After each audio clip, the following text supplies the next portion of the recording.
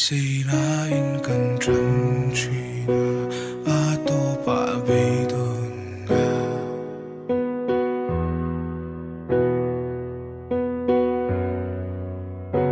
ka chel din the lo lim tla mang tra ti na na ma hun hian min le pui zel si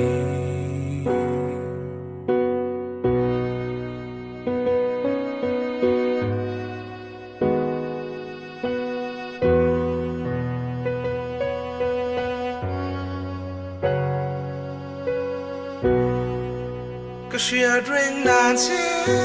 min kal san la Kang hilo nan se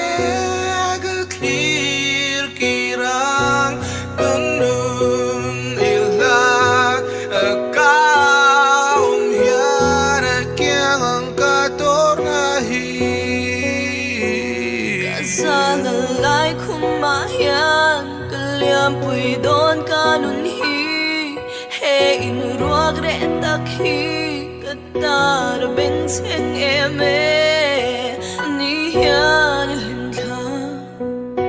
a her swap ya sun enga ka untim kamang rale chi ka ngai na chin kha ingai ka na si chuan mang cha ti ya hian chat na ka silo Ka shia drink nan se